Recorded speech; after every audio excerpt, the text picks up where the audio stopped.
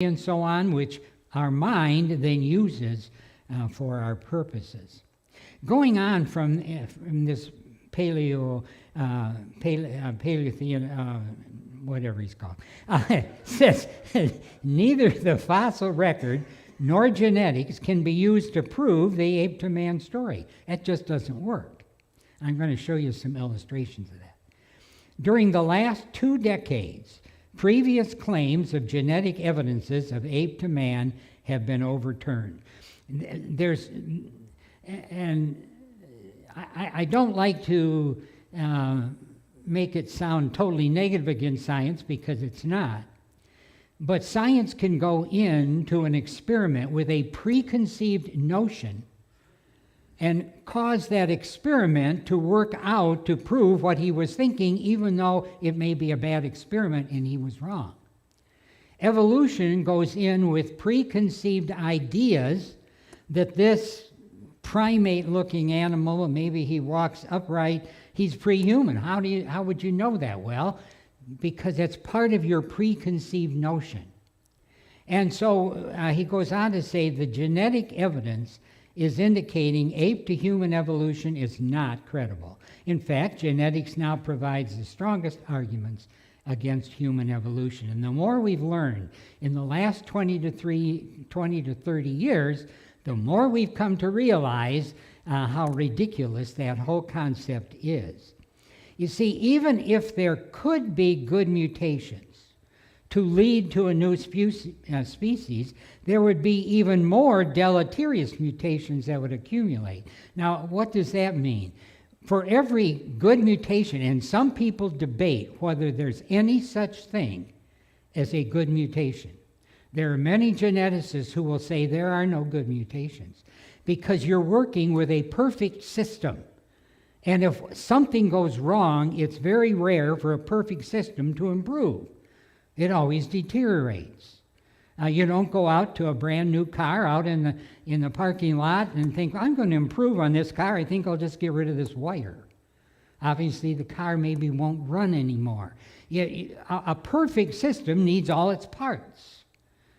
And so any animal that's functional, if it has a mutation, it's most likely deleterious. And so if there are good mutations, there's multitudes more bad mutations. We only know of mutations in humanity that cause diseases, not that make better people. There's been no mutation in a human being that's made them better. But, there's things like sickle cell anemia, all those things that are mutations, but they create diseases.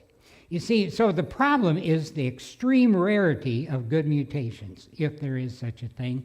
We'll assume there is maybe a few, but that's certainly not going to get you from ape to man. And anytime you see a mutation takes place, it will interfere with a finely tuned process, so it's not likely to be beneficial. Instead, it almost always or always will be deleterious. You can't take a perfect system and mess it up. And let's say you've got a very expensive watch, okay, that's just so fine-tuned and so on. You're not going to go into that expensive watch and diddle around with the gears. One little change and it's not going to keep good time. A perfect system, if dust gets in there, it's no longer perfect. And that's the whole idea of this idea of good mutations leading to improvement. Now, in Psalm 14:1, we read, the fools say to themselves, there is no God. And I think that's becoming more and more obvious over recent years because we're learning, as I mentioned last week, so much complexity in life. In a single living cell, it's a factory or else multitudes of factories doing various things, producing proteins and that sort of thing. By the tens of thousands of different proteins just to keep the cell functional, not to talk about the DNA and RNA, all the other things that are in there. And I did mention last week, as I sort of finished up with this picture, that this is an artist's conception, that none of these people ever existed that we know of. Now, this guy might, if he's what I'm going to talk about in a couple of minutes, but he's not an ancestor of ours, he's one of us. And so we have to be very careful. You see, the artist conceived of this. And one of the ones I want to talk about this morning is the Neanderthal man, because we all hear about this. Is Denny here? Denny DaCosta? I guess he's not. Denny told me last week, he won't mind, I don't think that I mentioned this, he has 2% Neanderthal genes in his genetic makeup. And so do a huge number of people from European descending.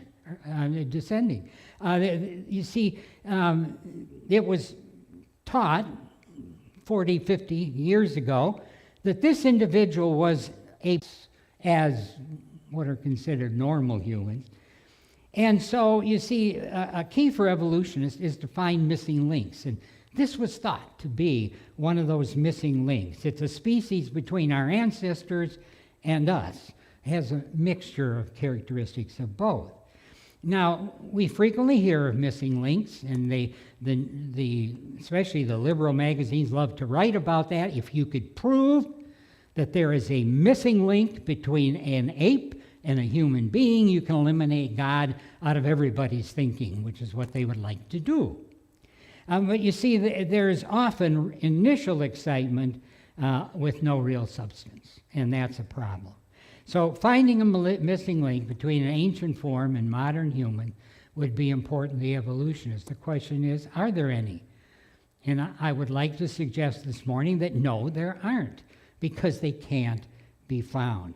Now, Neanderthal man was named that because he was. These remains were found in the Neander Valley near Dusseldorf, Germany. Now, when you look at the skeleton of a Neanderthal, they were pretty strong people. They had a head shaped like ours. They didn't have the long jaw or anything. And actually, their skull was a little bigger than ours. Turns out their brains are actually bigger than ours, even though these were thought to be stupid pre-humans. And so this was found clear back in 1856. Darwin didn't publish The Origin of Species till 1859, so this was pre-Darwin. And then there are other specimens, around 500 now, that have been found, Europe, Middle East, Asia, Western Asia, and so on, that turn out to be a very common type of people. Now, modern studies then, though, have revealed, and this is in the recent years, they were actually just humans. They have a little prominent orbital ridge. And you know, there are different shapes of faces in people all over the world. Africa, Europe, China, Japan, Korea, so on. There are various facial structures that are a little different in different cultures of people. I don't like the term race. I think that's a very misused term. These are people in China like that appearance. They intermarry, and so there's similarities. Similarly in other parts of the world. We in America don't recognize that very well because we're such a mixture from everywhere. So we don't have an American characteristic, although many of us in this room would be primarily of European descent. So that this Neanderthal guy did not turn out to be a missing link, but instead a group of humans that evolution says went, quote, extinct, they told us eventually, and they assimilated into other populations of humans. They weren't subhuman. Now, I'm going to show you in a few minutes why that aspect is important, but their skeletons weren't that old. And so when they discovered some of these skeletons, they could get into the bone marrow of the skeleton. No soft tissues are ever found, only bones. And they dig out some of that bone marrow, and they do genetic testing on it. The genes were still there, and they've done complete studies on Neanderthals that they've found in various places in Europe and so on. And they were fully human. They weren't pre-human. Why did they think they were pre-human? Because that's what they wanted to think. When they found these initial specimens in a cave, they said, oh, these must be pre-human specimens, even though they were 99% identical to us. Some of their bone structure is a little heavier. They were a big people. And so now we know there continues to be small amounts of Neanderthal DNA present in our makeup today. That's why I mentioned Denny had mentioned to me last week he has 2% Neanderthal genes. Now, in fact, the average is 2 to 4% Neanderthal if you went through the entire population of those of us from European descent. And so there were a few differences in appearance. The shape of the skull was a little different with these prominent brow ridges, which living people today, some have, and a larger brain case, not different from the neck down at all. And the rest is similar. This is an artist's conception. But I want to read this again from paleoanthropology. For a long time, the paleoanthropology community has incorrectly assumed Neanderthal man was intellectually inferior species with limited cultural inventory. In other words, they weren't very smart, they didn't write, probably didn't talk, they used ancient tools. None of that's true. However, more recent archaeologic evidence recovered over the past few decades has prompted many paleo experts to reevaluate the cognitive capacity, how smart they are, of the Neanderthal people. It turns out the presumed intellectual inferiority was derived from evolutionary preconceptions, and that is extremely important. You read into what you find because you want it to be there. And so the whole issue then, if the actual evidence is looked at, that just isn't true. Neanderthals were not dummies. And so the archaeological evidence last few days refuted the myth that Neanderthals were intellectually inferior to modern humans. In fact, the evidence now shows that the Neanderthal people were in every respect fully human, not dummies. And so that's important to us. Now we know that humans today, if you went around the whole of European population, have 2 to 4% Neanderthal DNA, because the Neanderthals intermarried with other people, just like other cultural differences can be done. Now, the reason I point that out, I want to show you this from Ancestry.com, and I'm not giving away any secrets of my wife, but this is Mary Ann's genetic background. And she turns out to be 2% Jewish. Most of her family is from Hungary, which is Eastern European. And there is 2% from the Balkans and 2% Irish. Now, is being 2% Jewish any different than being 2% Neanderthal? No. You see, the Neanderthals intermarried with the other Europeans, and by the way, we don't know what their skin color was. That one you saw there, that picture, had dark skin. We don't know that. Skin's not preserved. But the whole issue is they disappeared as a cultural people. And so as they interbred, that genetic change, and you can tell someone's background from their genes, as we're aware. Every individual has their own individual genes. Every, if you want to use the term racial or cultural group, has their own individual genes, and so on, because there's so many genes in every one of us. But as you can see, having 2% Jewish, does that mean that Jewish people are pre-human? No, of course not. Or that the Balkans are pre-human, or Irish, or, well, maybe Irish, but or Irish are pre-human? But you see, that's what the evolutionists wanted to believe, and now he's proven to himself, basically, that it wasn't true. But you're not going to see the negative part of that story in popular writing, only that there were these dumb Neanderthals. They were probably just as smart as us. Their brains were actually larger. I just want to mention, though, size of brain has nothing to do with intellect. women, on the average, have slightly smaller brains than men. But I think they'll usually tell us they're smarter than we are. So the issue is size has nothing to do with it. Think of an elephant brain. I mean, it's huge.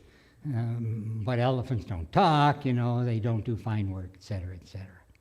And so that's the way it is. Well, let me just go one step back from Mary Ann to her parents. And this is her maternal side here. Mostly it's Eastern European, Hungarian. And then she got all of her Jewish genes, if you will, from her mother's side. And so it's possible her mother had 3 or 4%. It's diluted by half because you get one chromosome from one parent, one from the other. And so you dilute it by half.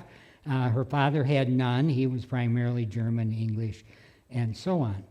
And so the whole issue here is the fact that now that we found Neanderthals in lots and lots of people, all of that pre-data, that data before we had genetic concepts and so on, is all just nonsense.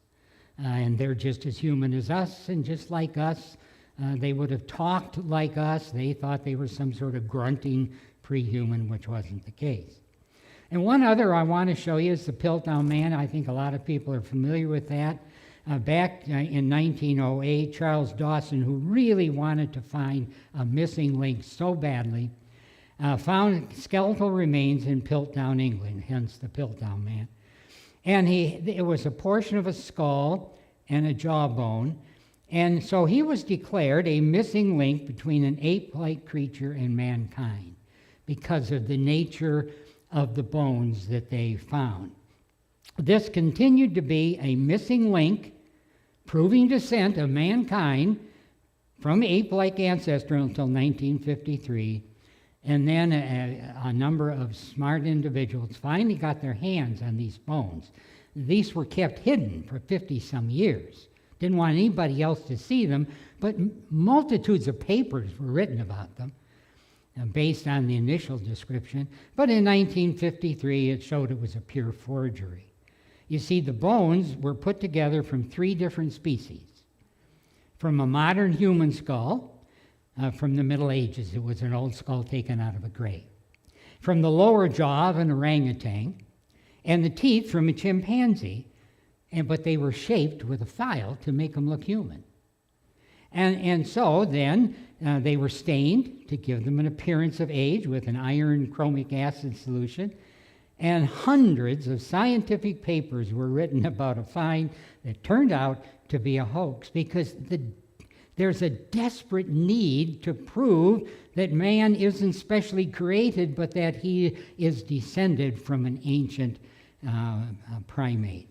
So early on, some people wondered about a fraud because he wouldn't show the bones to anybody, and they were ignored till 1953, 45 years of continuing falsehood.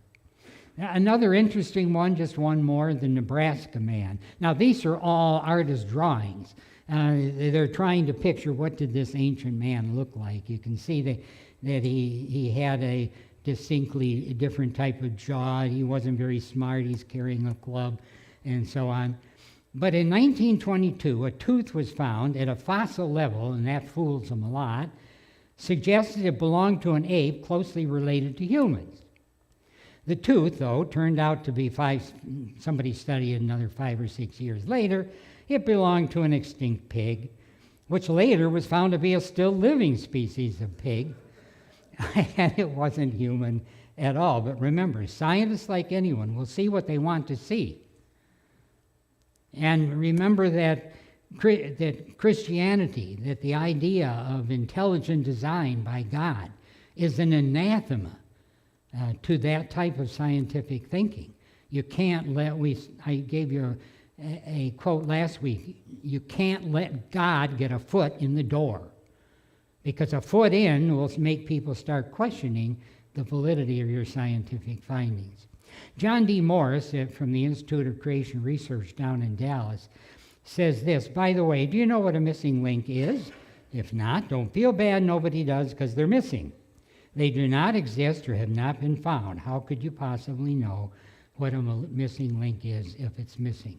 And they have, there has been huge amounts of attempts to find ancient remains that go between an ape-like creature and mankind. There should be something in between.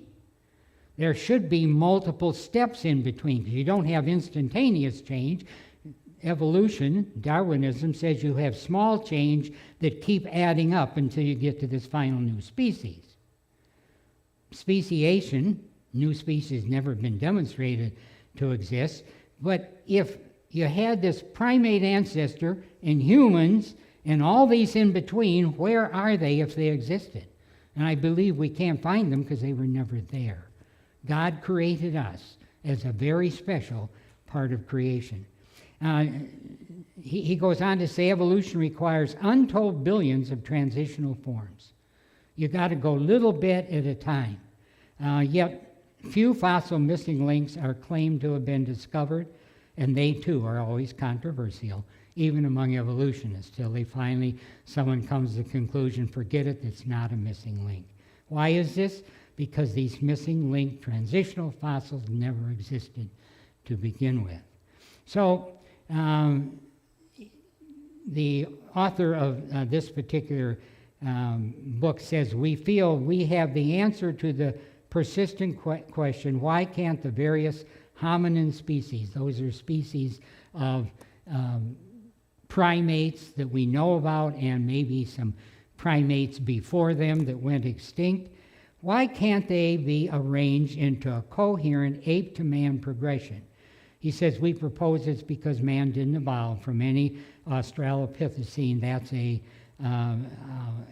large group of fossils and so on that are from extinct animals.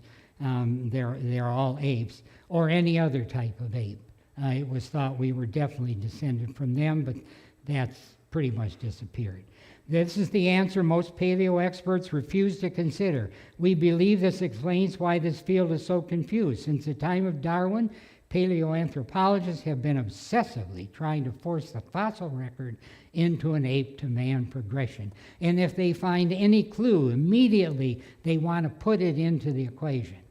And then later it's found not to be that, but only the initial claim is ever recorded for public.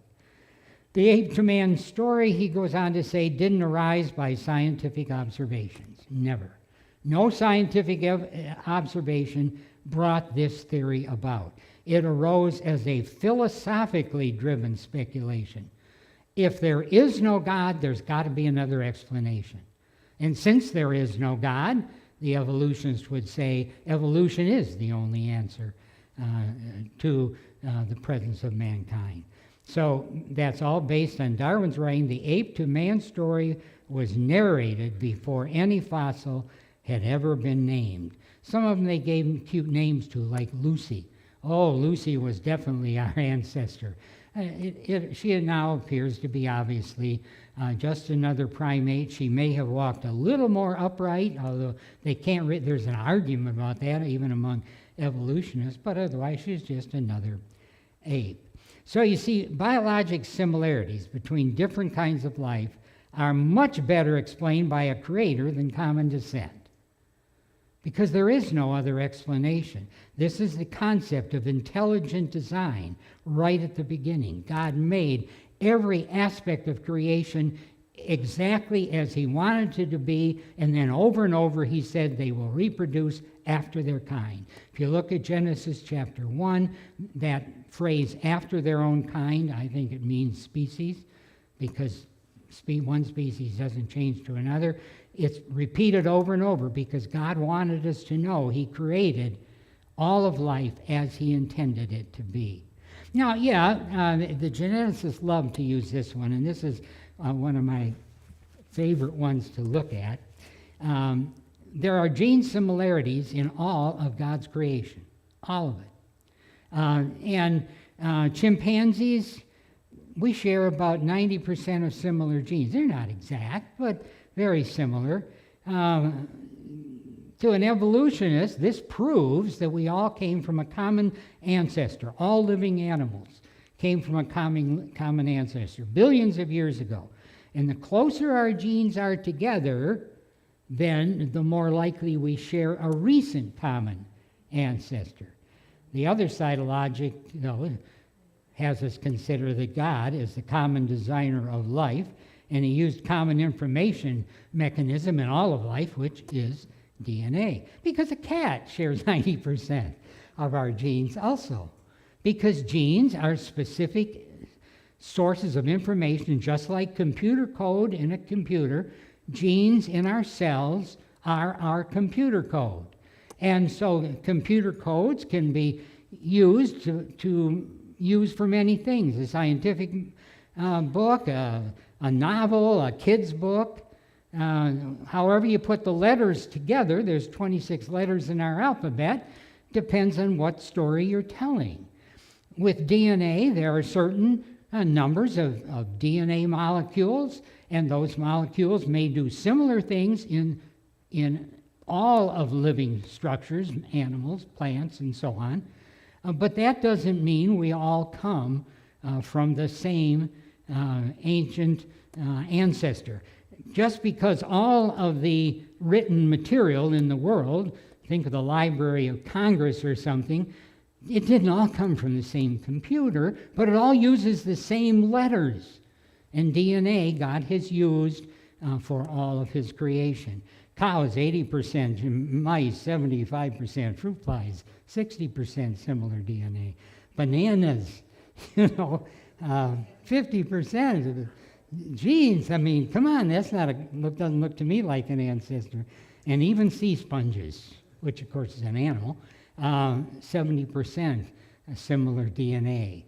So the amount of DNA has been found now recently to not really be proof of anything. Now, Charles Darwin, in that book that he wrote called The Descent of Man, which was written a number of years after his original book called Origin of Species, he has a section that states the evidence of the descent of man from some or lower form. That's one of his chapters. Now, he set in motion then the idea in men's minds that mankind's descent required changes over a long period of time, but there were no missing links to prove that, and so an artist was hired. You see, it took an artist to fill in the blanks. None of these people exist. I don't know what this guy is, but he's never been found, an upright-looking chimp-type animal and so on. Most primates are knuckle walkers and so on. You see, fake intermediates, it makes it look like a reality in many people's minds. Now, this is out of a book written, I forget now, in the 50s somewhere. It was a pullout in the book, an artist's illustration. It's pure fakery. But it's the thing that most people think of when they think of human evolution. It's the first thing that comes to their mind. These kinds of drawings are found in children's books. They're found in high school, college textbooks. They're on the walls of every natural history museum in the world. And so people look at that and say, wow, that's really pretty cool how we came up through this animal type of ascent. Well, you see, this author, Marvin Lubinow, says this parade has been one of the most successful tools ever used to promote human evolution. It's powerful visual proof for human evolution that even a small child could grasp, and it is. And that's the proof that the evolutionist has. It's a masterpiece of Madison Avenue promotion. There were few social studies classrooms and school library bulletin boards where this parade was not prominently displayed. Because of its graphic power, it's etched into the minds of billions of people worldwide. And yet there's absolutely no reality to the whole thing. The fake illustrations are based on the premise, you see, that mankind moved from trees to the ground, developed upright posture, increases intelligence, and so on. Now, I put these three guys there. You probably can't read it back there. This is modern man. Here's Neanderthal man, clear back here. What did I just, show you that Neanderthal man is actually one of us. They were no different. Their genes are still in us today. This is called Cro-Magnon man. He is just as human as any human being that's ever walked the face of the earth. Now, these guys are highly, well, they probably don't exist, but highly questionable at best. And so these individuals got a name, but it's pure fakery. This Neanderthal man is like saying a Chinese man or a Jewish man. Now, Hitler and Marx were both big Darwinists. They read Darwin constantly. And their issue became that not all human beings are equal, that there are races of man. Actually, Darwin began a lot of this racism stuff, that there are races of man, some of which are still subhuman. And what did Hitler do about that? He called the Jewish people subhuman. And he said they don't deserve to live. He said, you've got to have survival of the fittest. And therefore, the most fit should get rid of the weakest in order to improve the human races. 6 million Jews got killed because of his thought. But you see, evolutionists, as in this illustration, use artistic endeavor as opposed to proof. I'm going to skip some stuff here. But it's believed then by evolutionists that fully modern humans, that's you and I, developed 200 years ago. But I ask the question, we know historically man didn't develop civilizations until 4,000 to 5,000 BC. So that's 6 to 7, that sort of time before us. That's when civilization developed. We didn't develop written communication until 3000 BC in Mesopotamia and Egypt almost simultaneously. And so the question I like to ask, where was mankind for the rest of that 195,000 years until we see evidence of him in civilization? You see, it's a serious issue in the very old earth theory, though it's never discussed. Where was mankind? If he came into existence 200,000 years ago, one would think that there would have to be billions of those people. That 195,000 years of humans, where is evidence for them? And there isn't any. So the question we can ask, did the brain suddenly kick into gear 5,000 to 6,000 years ago, and he finally learns to write? I don't believe so. Evolution, though, remember, is here to stay. Those who reject Christ and the Scriptures need other answers, to life. Who are they? Where they come from? Evolution fits that void.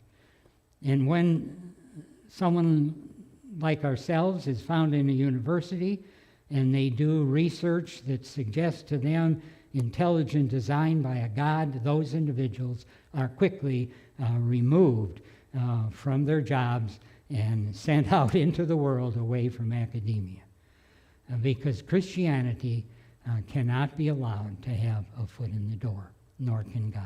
Let's close in prayer. Our Heavenly Father, as we consider these things together, help us that our confidence in you might grow, that it might make only sense that you have created each one of us, not only as humankind, but now each one of us are descended from that original Adam and Eve and are individual human beings who are important to you. We're just thankful, Heavenly Father, that we can read your word and that we can indeed understand what it is we see around us, for we ask it in Christ's name. Amen. Thank you, and I'll see you next week at the morning service.